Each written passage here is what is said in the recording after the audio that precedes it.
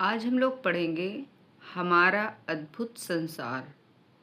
कक्षा 4 हमारे आसपास की दुनिया।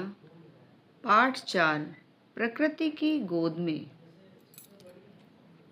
जंगल से होकर यात्रा।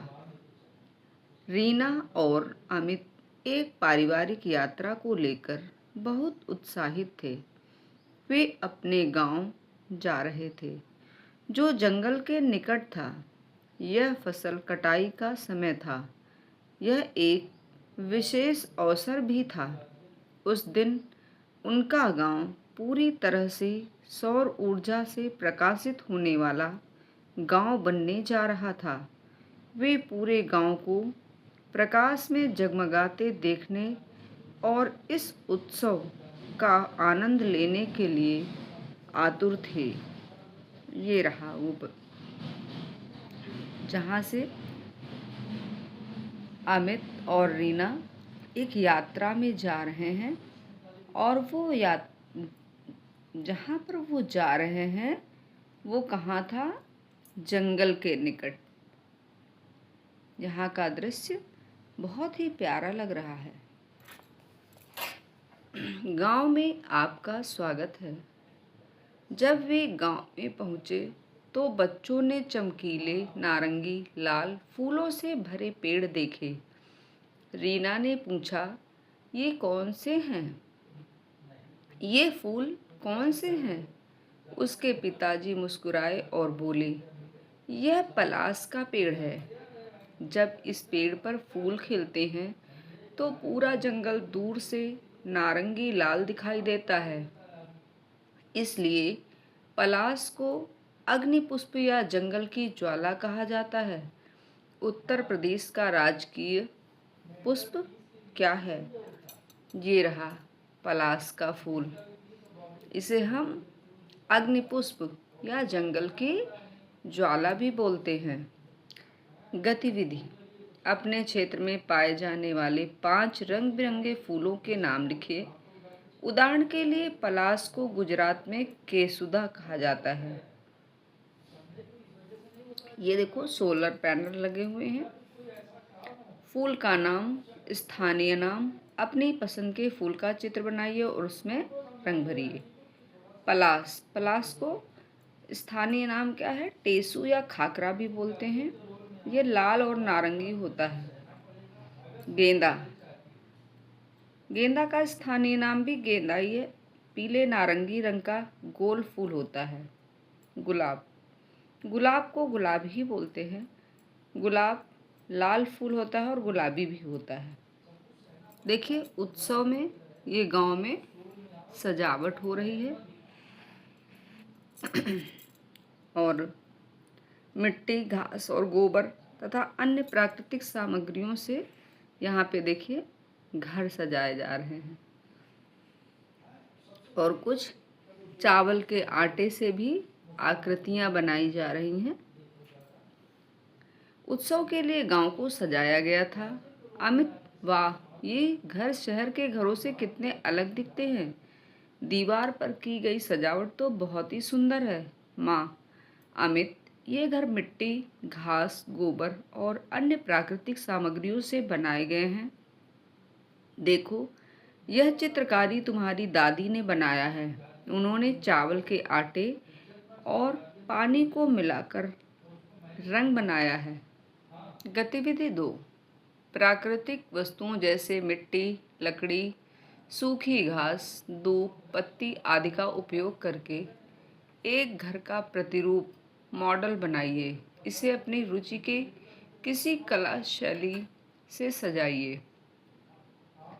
रीना और अमित घर के अंदर खेलने लगे। उन्होंने देखा कि उनकी दादी एक कपड़े पर चित्र बना रही थी।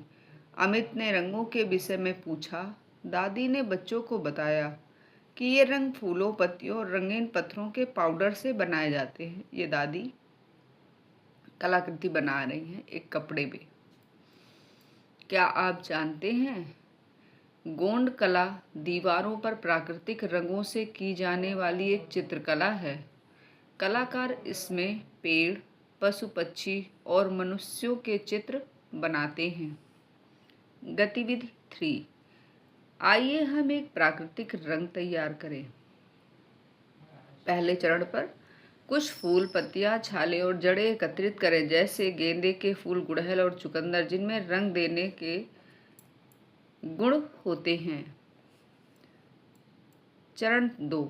इनमें से किसी एक पौधे के भाग को लेकर 1 या 2 लीटर पानी में 30 मिनट से 1 घंटे तक उबालिए। पात्र को एक थाली से ढक दीजिए। इस गतिविधि में अपने शिक्षक या किसी बड़े व्यक्ति की सहायता लीजिए। नंबर 3।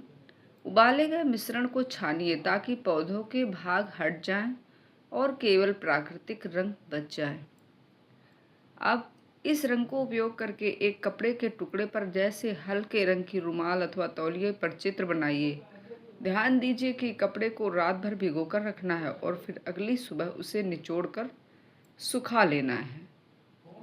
बच्चे खेती और शहद निकालने के लिए उपयोग किए जाने वाले औजारों को देखने के लिए उत्सुक थे। घर में अनाज को संग्रहित करने के लिए मिट्टी के बर्तन और बांस की टोकरियां थीं।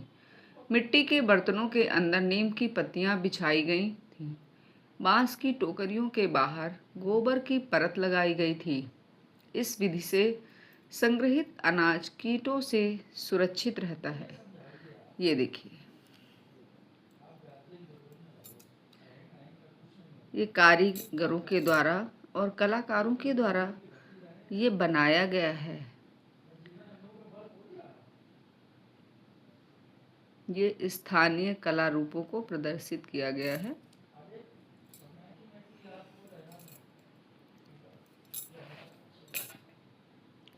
रीना और अमित उत्सव के लिए तैयार हो गए। उनके दादाजी ने एक डिब्बे से एक तरल पदार्थ की बोतल निकाली।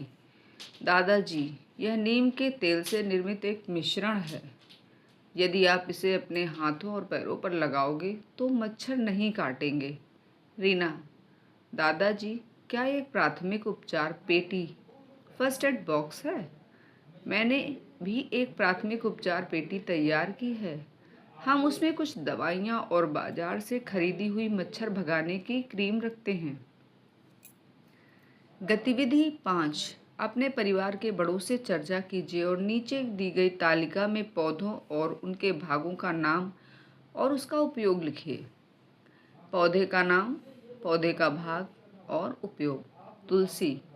तुलसी के पौधे का भाग, पत्तियां प्रयोग करते हैं। हम लोग क्या करते हैं? सर्दी, खांसी और चाय में स्वाद के लिए डालते हैं।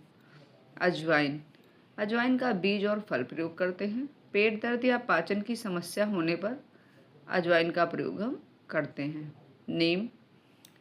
नीम का तेल और नीम की पत्तियां प्रयोग करते हैं।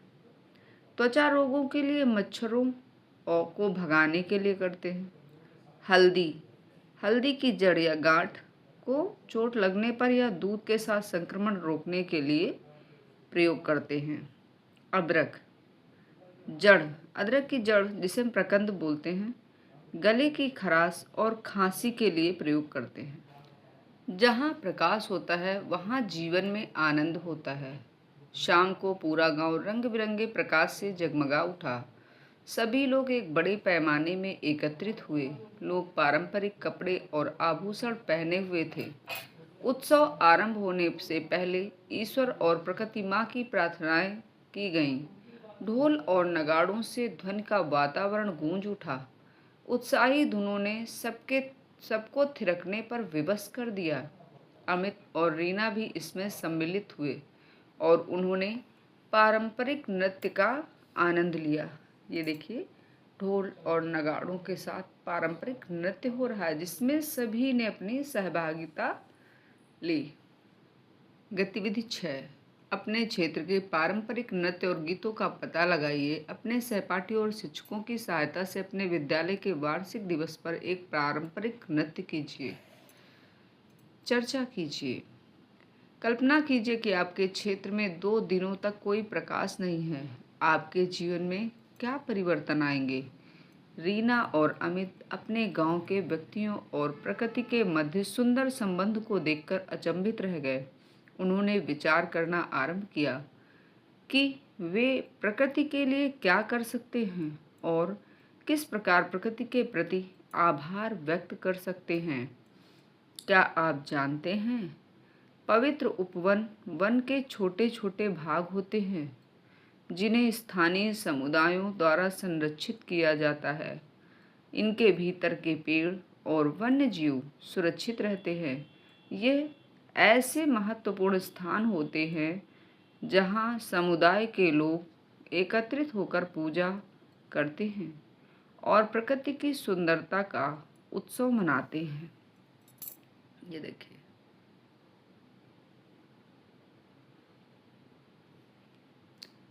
आगे का पाठ और उसकी अभ्यास कार्य अगले वीडियो में।